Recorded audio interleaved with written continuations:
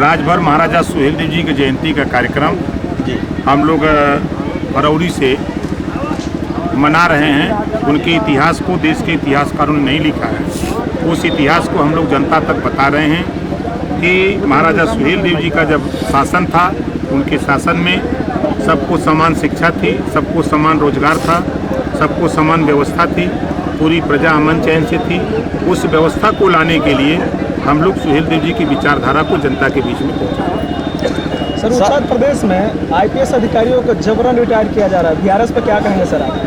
देखिए, कुछ तो जबरन रिटायर किया जा रहा है, कुछ को बिना परीक्षा दिए, इंटरव्यू लिए ही उनको आईएएस बना भी दिया जा रहा। अभी 80 लोगों को बनाया है।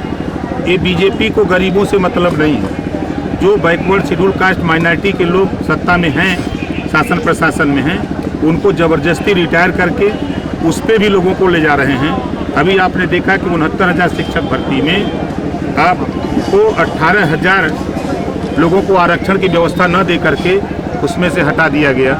और उसके बाद अभी भर्ती हुई है, आपने देखा है कि 43 हुई है, 27% रिजर्वेशन के हिसाब से। उसको देख लीजिए, 3 लोगों का खाली हुआ है। तो एक तरफ से ये पिछड़ों के साथ, दलितों के साथ धोखा हो रहा है। जो बाबा साहब डॉक्टर अम्बेडकर ने संविधान में व्यवस्था दिया है, ये संविधान को मानने वाले लोग नहीं हैं। इस संविधान को सहारे तो सदन में पहुंच जाते हैं, लेकिन ये संविधान को मानते नहीं। सर, बीजेपी के कुछ नेता कह रहे हैं कि एक और आप महाराजा सुहेलदेव पर राजनीति करते हैं और दूसरे और ओवैसी से हाथ मिला रहे हैं। महाराजा सुहेलदेव के त्याग पे आप क्या कहेंगे? उनका अपमान हो रहा है। देखिए, कहने वाले लोग अभी अधकचरे हैं, बच्चे हैं।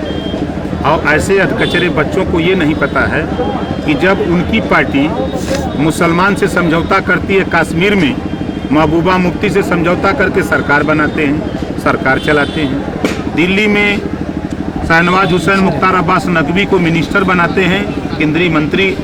उसके बाद उनकी मज़े की बात कि उनकी शादी हिंदू की बेटी से कर देते हैं। अभी बिहार में शाहनवाज हुसैन को एमएलसी बना के मिनिस्टर बना दिया। अभी उत्तर प्रदेश में जफर इकबाल को राज्यसभा भेज दिया, कोई हिंदू नहीं मिला। वो करे तो रासलीला, हम करें तो करैक्टर ढीला। सर, आजकल मठों से आवाज़ आने लगी है। पूर्व राष्ट्रपति को लोग बता रहे हैं मठों से ये जिहादी थे, क्या कहेंगे सर इस पर?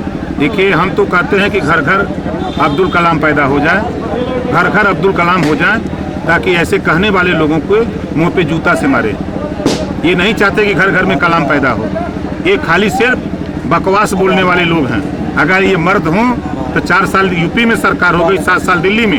एक भी डिबेट शिक्षा गरीबों को कैसे मिले इस पे हुआ, गरीबी कैसे दूर हो इस पे हुआ, महंगाई कैसे दूर हो इस पे हुआ, आज गरीबों को रोजगार कैसे मिले, तमाम नौजवान बेरोजगार घूम रहे हैं, इस पे डिबेट नहीं। खाली डिबेट ये बोल करके दिमाग मूल बिंदु से कि गरीब महंगाई पे चर्चा न करे, गरीब शिक्षा की बात न करे, गरीब नौकरी की बात न करे, गरीब रोजगार की बात न करे।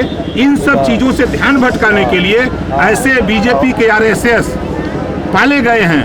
ये बीजेपी के लोग और आरएसएस के लोग मिलकर के, ये कभी आरएसएस बोलता है तो कभी बीजेपी बोलती है तो कभी बजरंग दल बोलते हैं। इन बिंदुओं से भटकाने के लिए बोलते हैं। सर, क्या आप मानते हैं कि जिसकी लाठी उसका लोकतंत्र? नहीं, बाबा साहब डॉक्टर अम्बेडकर ने ये बात नहीं कहा था, लेकिन गरीबों को धोखा दे करके सरकार बना करके ये हिटलर शाही अपना रहे हैं। ज़्यादा दिन तक अंत नहीं चलता है। एक कहावत है कि रावण को बहुत घमंड था, रावण का भी घमंड टूटा। तो बीजेपी का भी घमंड है ना, तो रावण का घमंड तोड़ा गया ना, तो इसी तरह बीजेपी का घमंड कोई तोड़े ना तोड़े, लेकिन भारतीय समाज पार्टी को जमीन में गाड़ देगी। सर, सुनने में आ रहा है कि भाजपा में टिकट उन्हीं को मिलता है जो धनी मनी लोग होते हैं। यही मनोज राजभर यहीं कहीं होंगे। क्या रुपया दिए थे?